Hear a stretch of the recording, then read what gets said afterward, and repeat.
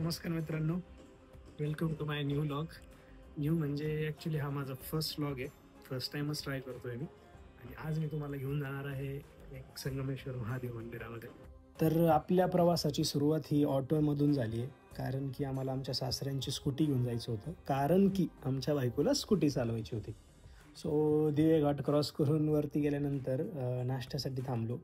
शकुंतला मिसळ म्हणून एक आहे जी आमच्या बायकोला खूप जास्त प्रिय आहे. सो तिथंच आम्ही नाश्ता केला, मिसळ खाल्ली आणि तिथून पुढे निघालो. पुढे जाऊन सासवडमध्ये महाराजांना मानाचा मुजरा करून सासवड नारायणपूर रस्त्याला लागलो. जस्ट थोडंसं पुढे गेल्यानंतर उजव्या हाताला निसर्गाच्या सानिध्यामध्ये सुंदर असं संगमेश्वर महादेव मंदिर आहे.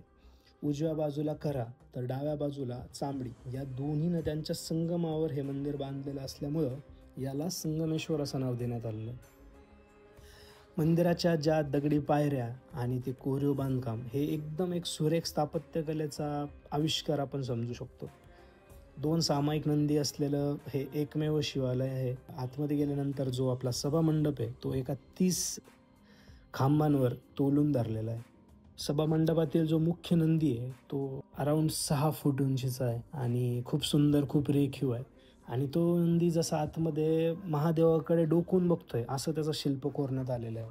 मंदिराच्या मुख्य गाभाऱ्यात नुकतीच पूजा झालेलं खूप छान असं शिवलिंग आहे.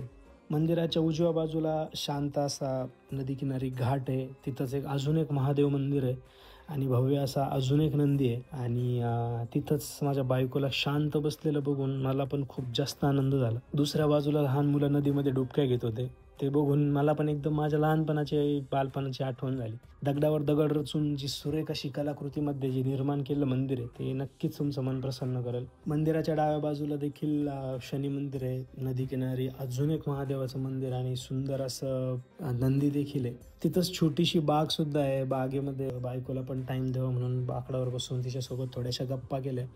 सुखी संसारासाठी गरजेच्या गोष्टी आहे. खूप छान मंदिर आहे, तुम्ही नक्की व्हिजिट द्या. बस आपला हा पहिला व्लॉग इथंच संपतोय. Thank you so much.